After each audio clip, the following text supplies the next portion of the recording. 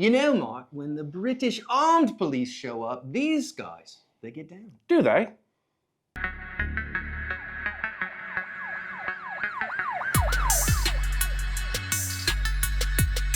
Hi everyone, welcome to today's research-informed badge cam lesson here at Active Self-Protection.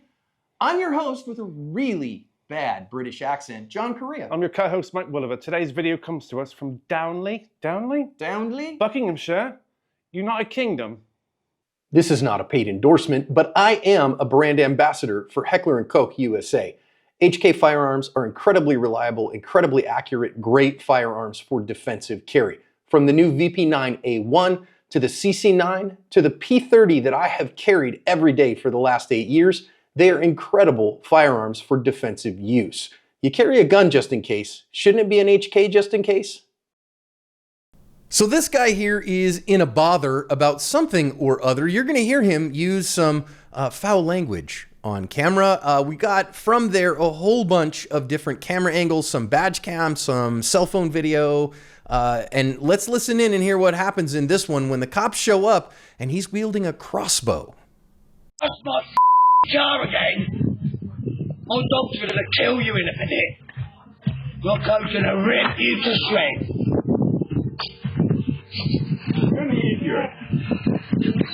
Come on, mother. Kill, Rocco. Kill.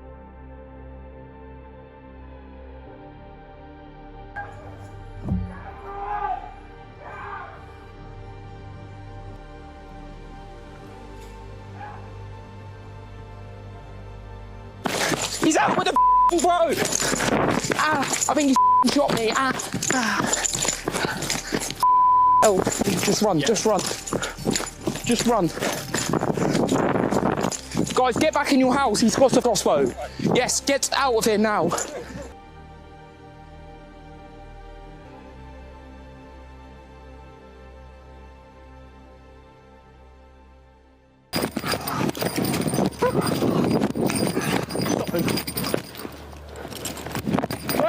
No! Gun! Gun! No, gun!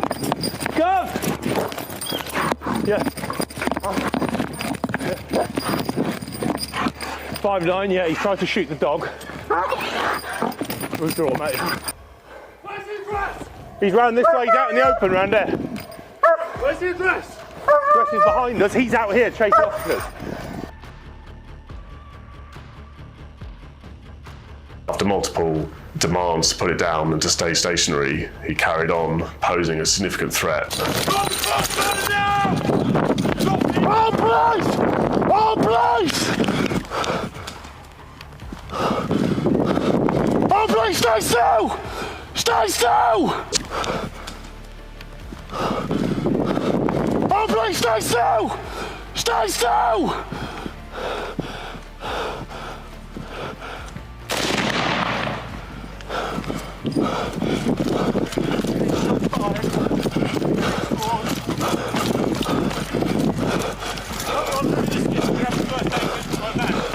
Drop it! You want to on your back?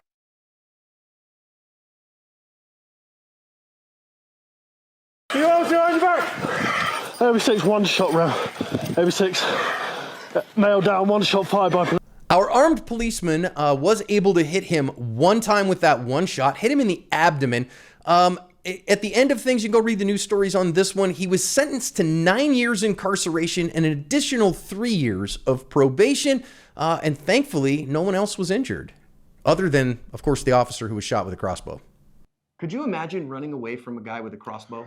We get a lot of heat in the comments when the U.S. cops have to use a firearm against somebody with a knife or whatever, and so this is a good example of why it might be better to have a gun as a police officer. There are jokes here, though, about crossbowmen in ye olde England. Right, and bravely running away. Oh, ooh, brave Sir Robin. Now, of course, Mike, you know, we're here in America and we haven't cared what the crown thought of us since 1776. And I know plenty of people are going to say, well, this homeowner should have had their own gun and should have taken this guy out. He's certainly a threat of death or great bodily injury. And given all that's transpired here, I think in the United States, it would have been justified to shoot this guy. But honestly, I think my advice for people in the US, if you can Stay behind a locked door and call the cops and outsource your violence here? Even in the US, I think that's probably the way to go.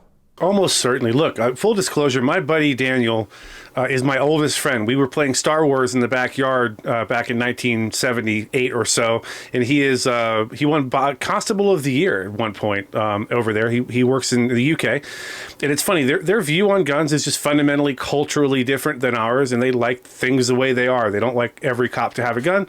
So it's your country. Do whatever you want to do, however you want to handle it. However, at the end of all this, we saw what happened. We saw how this was ended.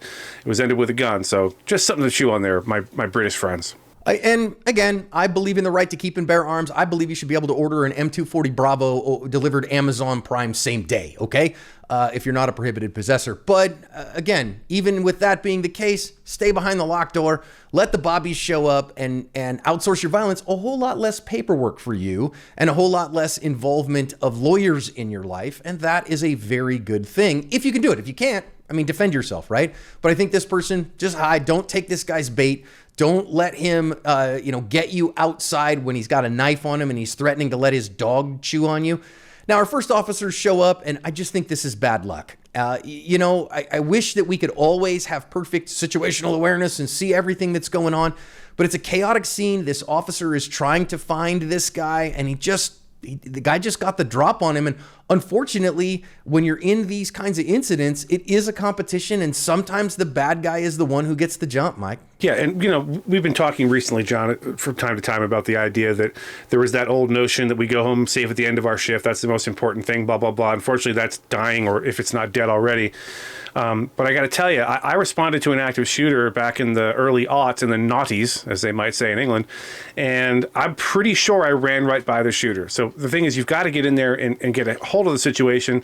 The problem is sometimes the bad guy pops up where you don't expect him to, just bad timing.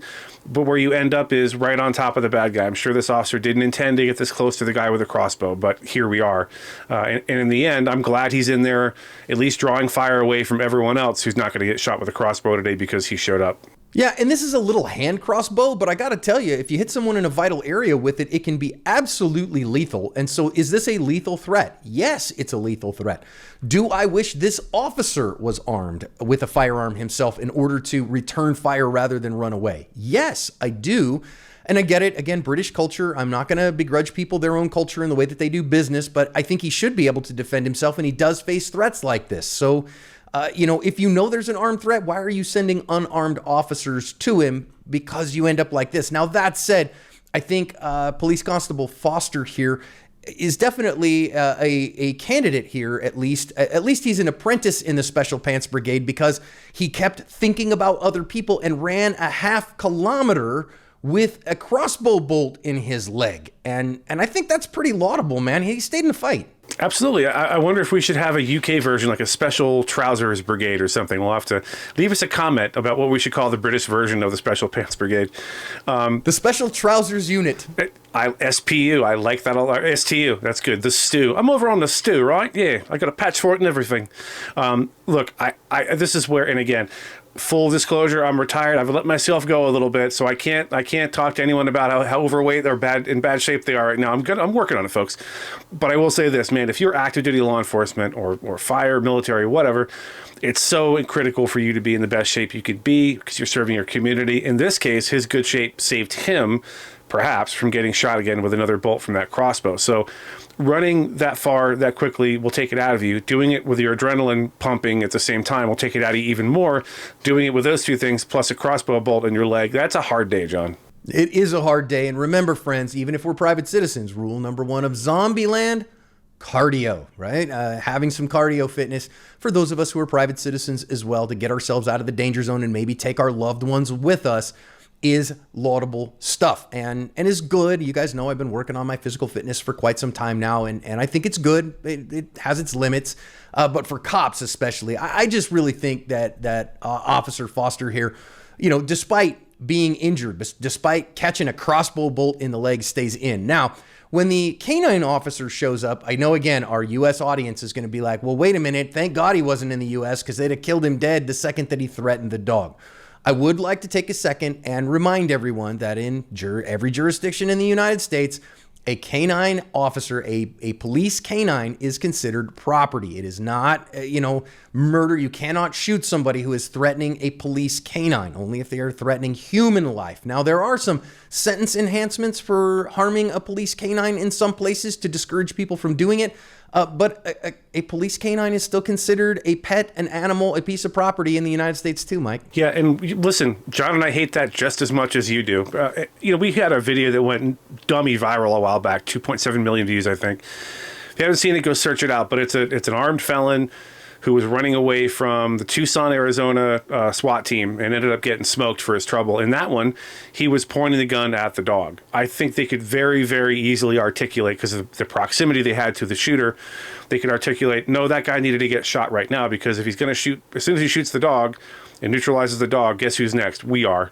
Again, really good video. You should check that one out. Look, I hate it as much as anyone. We love our dogs. We love our little fur missile, and we want to keep him safe. But the reason the dog is there, as any canine will tell you, is to prevent humans from getting injured if the dog can intervene. So sad but true, but we're glad the doggy came out in one piece. And I am glad that in this case, okay, if the guy's not threatening a human, so he's just standing out there on the lawn, with his crossbow, then yeah, back the dog off, get away from him until we can get some more people around. Really, really wise, good decision making there. Do I wish that our canine officer was armed himself, so that if homie comes our way with the crossbow and I'm worried about him shooting me, that I can protect myself from that? Yes, absolutely. Do I like seeing cops run away from danger? No. In this case, do I understand it? Yes, because of the totality of the circumstances. Now, of course, I am going to get just a little American here and say, well, golly, how was this situation solved? What ended up needing to happen for this situation to be handled? And lo and behold, Mike, how did they solve this problem? With a firearm, John. Can you believe it? Yeah. Yeah, they brought a man with a gun around because this was a situation that demanded it. And I'm super glad for it. And I can tell you here that I think in an overall sense, this armed British police officer is a real professional. This dude got down when it was time, ran towards the danger. I do think though, Mike, I'm interested in your take on this. He shows up with a shield and trying to shoot and hold that shield up at the same time. I hope you weren't skipping arm day. Listen, if you're a cop in the UK, you can let us know. Do the armed police, do they all sort of train with these shields? Is that how it works? Because I feel like whenever I see armed police in the UK, a lot of them have these shields out. It's not that common in the US. A shield will come out like for a warrant where there's going to be a bad guy with a gun inside, or almost certainly, or a barricaded subject or whatever. Look, as we said before, John, you said it yourself, that crossbow is just as deadly as a firearm. If it hits you in a vital area, it's going to do the same the hole will be roughly the same. It doesn't turn into a spinning, death object inside of you like a round of ammunition, like a hollow point, but it can absolutely cause death. So perhaps this was just like, I'm going to have this up in case the crossbow, in case he gets a round off or a bolt off at me or whatever. But I really would prefer just use your rifle, because you're going to be able to get a round off with that rifle at 100 yards. You're not going to be able to fire back with a bolt of a crossbow from 100 yards. So I'd prefer he just have the rifle and use it to its full effect. Right. And I think that's part of that understanding of, hey, I can touch you a long way before you can touch me with that thing. And again, I do want to say here, he got down. I mean, props to him here. What looks like an early 90s kind of optic. Good grief, that thing looks like a Winnebago on top of his AR pattern rifle. And I do want to note, look at that. He is using Eugene Stoner's fine 75-year-old masterpiece, Mike, the AR pattern rifle, even in Britain. Imagine that. That optic looks like an EOTech had a baby with a Cybertruck with black matte paint on it. It's not a good look at all. I think it's a little funny that he's saying, stay still, so I can shoot you, is the rest of that sentence that he didn't say. But yeah, great work on his part. Look, we always talk about how the badge cam, has that convex lens, so it's a little bit warped, but this is still a pretty good shot. Under pressure, he was just running. His adrenaline's pumping as well, and the guy isn't, unfortunately, standing still. So this shot from this distance with a rifle was a rifle, so it made it a lot easier than if it were a pistol, but still a great shot on his part. And I like that he shot once. The guy did what he was told, and he stopped shooting. I think a 30-yard shot on a moving target with an AR pattern rifle, even with an optic on it, is darn good, darn fine marksmanship, in fact. I do think it is a little bit interesting. It looks like it's odd to me the way that this rifle is set up, but rifle setups are very personalized and very unique, and that might be a pool gun too. I don't know. I'm not sure how the Brits handle this, but it is a shorty gun, and that's kind of interesting to me. And skill trumps everything, right? Like, I don't care what equipment you have. If you don't have the skill to use it, then it's not going to be effective. He did have the skill to use it. So if you have a patrol carbine, officers, you need to know your offsets at various distances. You need to know how to hit moving targets with that thing. You need to have your marksmanship game on point, because you might need to protect your entire community like this guy does. Kind of one final thing here. I love that they close in on him. All right, fine. But, got the crossbow away from him. Great. I want to get this guy into handcuffs quickly for a couple reasons. Number one, I haven't searched him yet, so I don't know if he's got other weapons on him, and he was carrying a knife earlier. I don't know if the cops knew that or not. But also, once I get him into custody and search, then I can start medical aid on him. I love that our British officers did that because, again, he is still a human being. His life has value and dignity, and we want to preserve life, even the life of aggressors. So then that way, hopefully he can learn his lesson, and once again, after some serious time in a government-sponsored gated community, can re-enter society and hopefully turn his life around. Yeah, I would add one thing that we talk about the sling all the time. John is a sling guy. I'm a sling guy. When I taught and used shotguns and ARs in the government, or M4s in the government, the sling work is something that you should be doing, right, along with your qualification. You should be going through the motions. And in your DT training, when you're practicing handcuffing, you should be practicing slinging your rifle, knowing which way it goes around your body, all that kind of stuff, how to cinch up your three-point sling or whatever you're using to get the gun behind you or out of the way so you can assist with handcuffing, because he's the only other one that can help. The canine officer can't help handcuff. He's got the dog, and we don't want the dog taking a bite out of the guy after he's already been shot and he's being cooperative. So don't we though? I mean, maybe just a little love nip. Anyway, at the end of the day, look, UK, do your thing. You prefer most of your cops to be not armed. We obviously feel different about that over here in the old good US of A, but as John said, we haven't cared about your opinion since 17, what year was it, John? 1776. America. God bless America. And, hey, good job, UK, covering your asp.